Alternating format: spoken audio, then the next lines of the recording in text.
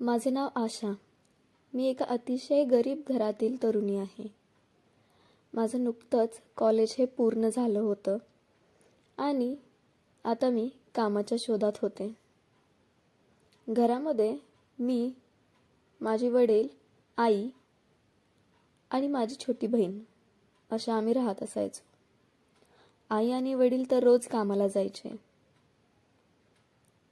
आणि माझी छोटी बहीण कॉलेजला जायची. मी काम शोधत असताना एका ऑफिसमध्ये कामाला गेले. तिथं माझं काम हे फिक्स झालं आणि मी रोज कामाला त्या ठिकाणी जाऊ लागले. जरी गरीब घरातली असली तरीही मी दिसायला देखणी होते, सुंदर होते. माझे केस सर्वांना आवडायचे. कलर गोरा होता. सर्वजण मला म्हणायचे, तू सुंदर दिसतेस. मला एका ऑफिसमध्ये जॉब लागला. तिथून मला महिन्याला 7,000 रुपये पगार भेटायचा. मी रोज कामावरती जायचे. दिलेल्या वेळेत प्रामाणिकपणे काम करायला ऑफिसमध्ये उपस्थित असायचे. दिलेल्या वेळेमध्ये आपलं काम पूर्ण करायचे आणि लवकरात लवकर घरी निघून यायचे. एके दिवशी आमचे सर मला म्हणाले की आशा, तू रोज लवकर घरी का जातेस? मी त्यांना सांगितलं की सर, माझे आई आणि वडील दोघेही काम करतात. घरी जाऊन मला घरचं काम करायचं असतं, म्हणून मी घरी लवकर जाते. मग सर मला म्हटले की चल, आज मी तुला घरी सोडतो. सरांनी त्यांच्या गाडीमधून मला घरी सोडलं आणि सर निघून गेले. मी घरी आले. घरचं सर्व काम आवरलं. तेवढंच आई वडील घरी आले. आई वडील हे खूप दमून घरी यायचे. मी रोज आईचं डोकं दाबून द्यायचे. आई मला काम करू नको म्हणायची, तरीही मी करत असायचे. माझी बहीण रोज कॉलेजला जायची आणि अभ्यास करायची. मी छोट्या बहिणीला कधीच काम करू देत नव्हते, कारण मी तिला सांगितलं होतं की तुला जास्तीत जास्त चांगले मार्क पाडायचे आहेत. दुसऱ्या दिवशी मी ऑफिसवर गेले. ऑफिसवर गेल्यानंतर सरांनी मला त्यांच्या केबिनमध्ये बोलवून घेतलं. सर मला म्हणाले, अगं आशा, मी काल तुझ्या घरी आलो होतो तुला सोडायला. मी तुझं घर बघितलं, किती साधं आहे. मी म्हणाले, हो सर, कारण आमची परिस्थिती खूप गरीब आहे. सर मला म्हणाले, तुम्ही दोघीही मुली आहात. आता तू कमवती आहेस, लवकरात लवकर तुझं लग्न करून टाक, म्हणजे आई वडिलांना काही टेन्शन नको. मी थोडा वेळ गप्प उभी राहिले. तेवढ्यात सर मला म्हणाले, मी काय बोलतोय तुला समजतंय ना? तर मी त्यांना म्हणाले, हो सर, पण मी घरात मोठी मुलगी आहे. माझ्या अंगावरती माझ्या आई वडिलांची जबाबदारी आहे आणि मी त्यांना सोडून लग्न करू नाही शकत. तेवढ्यात सर मला म्हणाले, अगं, तुझ्या आई वडिलांना सांभाळण्यासाठी तुझी छोटी बहीण आहे ना? मी त्यांना सांगितलं, जरी माझी छोटी बहीण असली तरी तिचीही जबाबदारी माझ्यावरती आहे. मला आमची परिस्थिती बदलायची आहे. मला जास्तीत जास्त पैशाची गरज आहे. मी तसं म्हटल्यानंतर सर मला म्हणाले, हे बघ, आता तुझं जे शिक्षण झालंय त्याच्यावरून तुला या ठिकाणी काम भेटलंय आणि इथे तुला पगार भेटतो किती? 7,000 रुपये. याच्यामध्ये काय तू परिस्थिती बदलणार आहेस? मी त्यांना म्हणाले, त्या 7,000मध्ये आमचा बराच खर्च निघतो सर. सर मला म्हणाले, तू जास्तीत जास्त ओव्हरटाईम करत जा, मग तुला जास्त पगार भेटेल. मला आमच्या ऑफिसमध्ये ओव्हरटाईम केल्यानंतर जास्त पगार भेटतो हे माहीत नव्हतं. आणि ते मला सरांनी सांगितलं. म्हणून मी ठरवलं की आजपासूनच आपण ओव्हरटाईम करायचा आणि जास्त पगार मिळवायचा. सर मला म्हणाले, हे बघ, 1 तास जरी जास्त काम केलंस तरी त्या 1 तासाचे मी तुला 200 रुपये देईन. मग मी ठरवलं की 5 तास आपलं ठरलेलं काम करायचं आणि बाकीच्या वेळेमध्ये 3-4 तास आपण ओव्हरटाईम करायचा. तसं आमचं ऑफिस सकाळी 8ला उघडायचं आणि संध्याकाळी 9 वाजेपर्यंत चालू असायचं. आणि माझी कामाची वेळ ही दुपारीच संपायची. म्हणून मी ठरवलं की आपण 3 ते 8 वाजेपर्यंत ओव्हरटाईम करायचा. आणि मी ओव्हरटाईम करायला थांबू लागले. एके दिवशी मी ओव्हरटाईम करायला थांबले आणि मी खूप मनापासून काम केलं. त्याचे मला 800 रुपये भेटले. मग मी ठरवलं की आपण रोज ओव्हरटाईम करायचा आणि जास्त पैसे मिळवायचे. मी दुसऱ्या दिवशी ऑफिसवर गेले, माझं काम आवरलं आणि मी पुन्हा ओव्हरटाईमला थांबले. त्या दिवशी ऑफिसमधलं कोणीही ओव्हरटाईमला थांबलं नव्हतं. फक्त मी एकटीच होते आणि आमचे सर होते.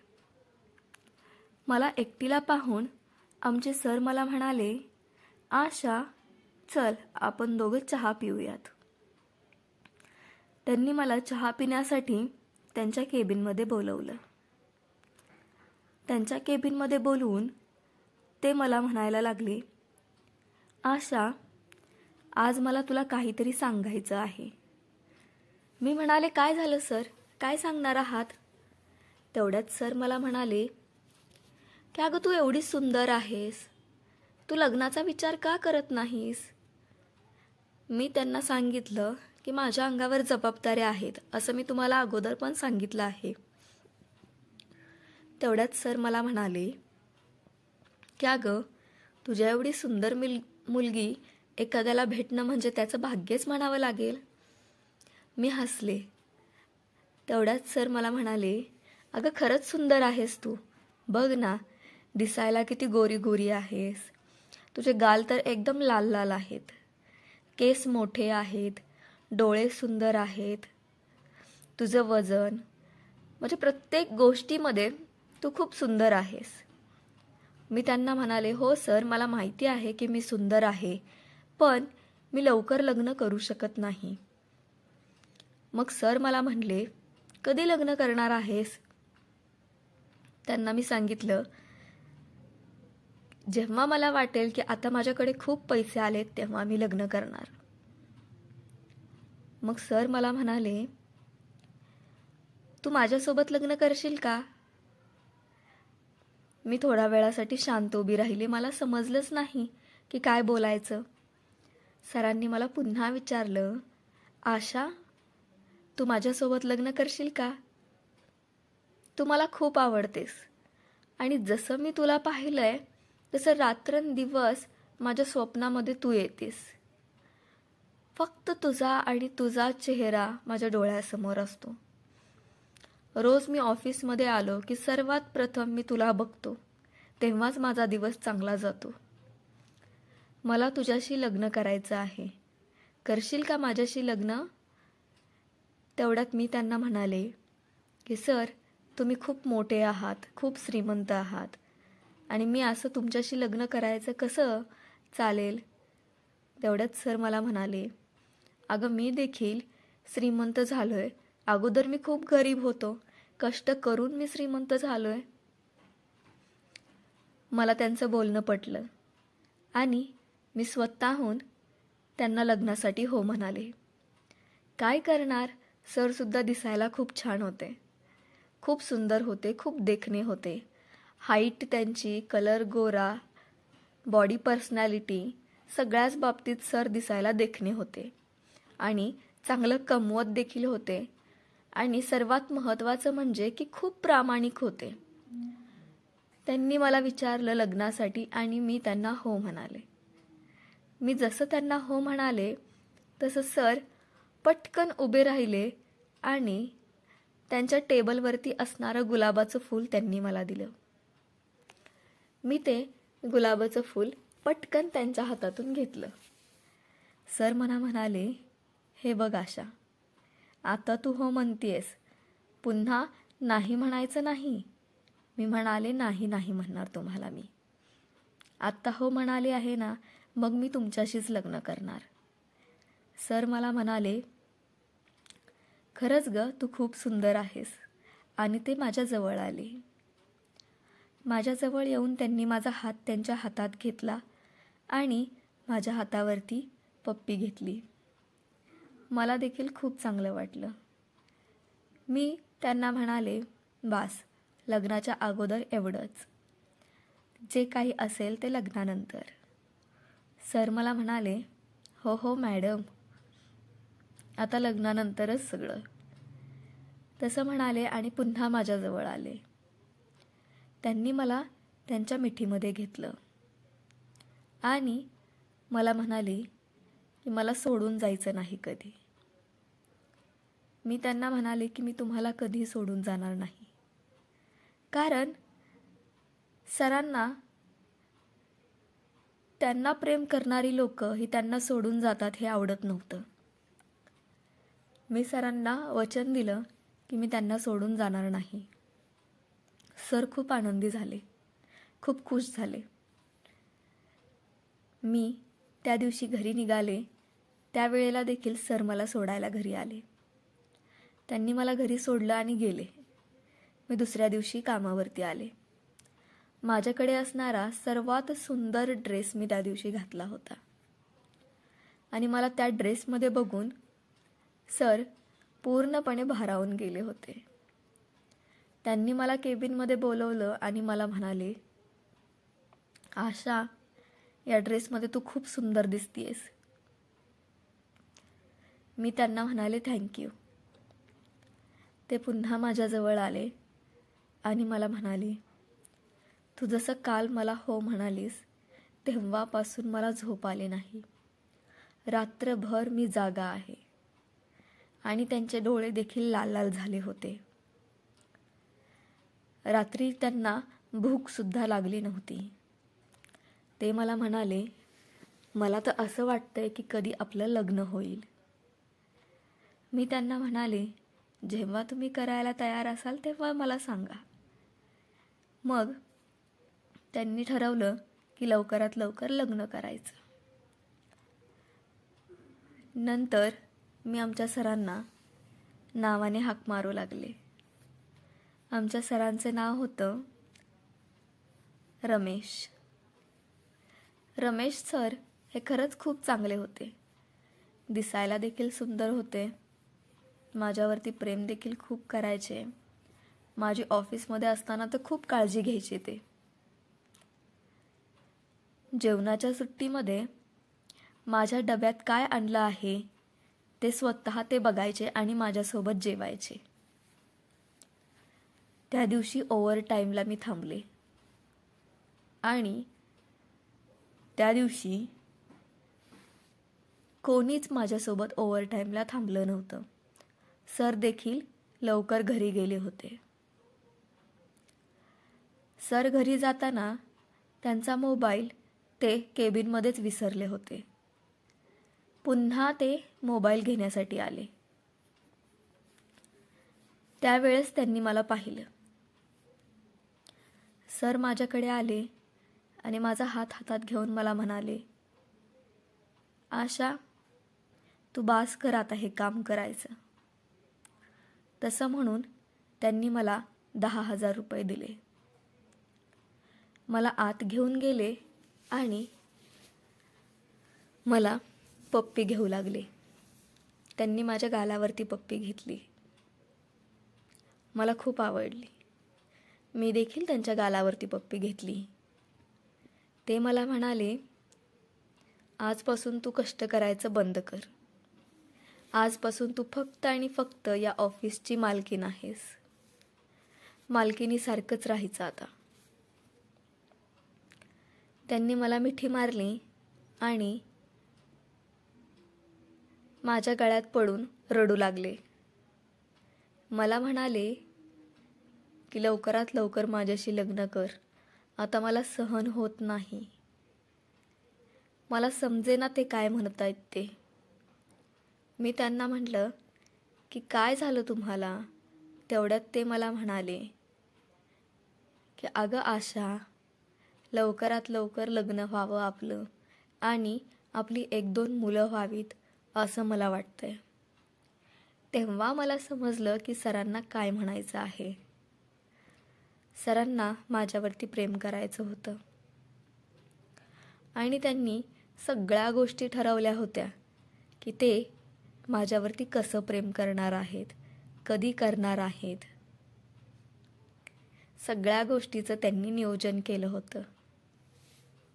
सरांना मी म्हणाले की अहो, थोडा वेळ थांबा, लग्न झाल्यानंतर होणारच आहेत सगळ्या गोष्टी. परंतु त्या दिवशी सरांचं स्वतःवरती नियंत्रण नव्हतं. ते त्यांची शुद्ध हरवून बसले होते. त्यांनी मला एकदम त्यांच्या मिठीमध्ये घेतलं आणि मला म्हणू लागले की लवकरात लवकर माझ्यासोबत लग्न कर. मी तुझ्यावर खूप प्रेम करणार आहे, खूप ताकदीने प्रेम करणार आहे. माझ्यामध्ये खूप ताकद आहे, ती मला तुला दाखवायची आहे. मी त्यांना म्हणाले बरं ठीक आहे. त्याच्यानंतर सरांनी स्वतः मला घरी सोडायला आले. मला घरी सोडायला आल्यानंतर त्यांना मी घरामध्ये बोलवलं. सर घरामध्ये आले तर त्यांना मी म्हणाले की हे माझं घर आहे. सर मला म्हणाले हो मला माहिती आहे. सरांना मी बेडवरती बसवलं आणि त्यांच्यासाठी पाणी आणि चहाची व्यवस्था केली. मी चहा बनवला, पाणी आणलं. तेवढ्यात सरांनी पुन्हा मला मिठीत घेतलं आणि मला किस करू लागले. त्यांनी खूप पप्पी घेतली माझी आणि मी देखील त्यांची खूप पप्पी घेतली. सर मला म्हणाले की लवकरात लवकर आपलं लग्न झालं पाहिजे. मी म्हणाले होय. त्यांनी त्यावेळेलाच माझ्यावरती प्रेम करायला सुरुवात केली. त्यांनी मला बेडवर झोपवलं आणि माझ्या अंगावर फुलांच्या पाकळ्या टाकू लागले. त्यांनी माझ्या अंगावर फुलांच्या पाकळ्या टाकल्या आणि माझ्यावरती प्रेम करू लागले. त्यांनी पूर्णपणे स्वतःचा घाम काढला होता. ते एकदम पाणी पाणी झाले होते. खूप प्रेम केलं त्यांनी आणि त्यांनी मला खुश करायचा प्रयत्न केला. ते स्वतः देखील खूप आनंदी होते आणि त्यांनी मला देखील आनंदी केलं. सरांचा स्वभाव हा खूप चांगला होता. मनापासून ते प्रत्येक काम करायचे. प्रेम करताना देखील त्यांनी मनापासून माझ्यावर प्रेम केलं. प्रेम करताना म्हणले नाहीत की ही गरीब घरातली मुलगी आहे. नाही, तर त्यांनी मनापासून आणि पूर्ण त्यांची ताकद लावून माझ्यावरती प्रेम केलं. मी नंतर पाहिलं तर ते पूर्णपणे घामाने भिजले होते. त्यांच्या शरीरातून पूर्णपणे पाणी पाणी बाहेर येत होतं.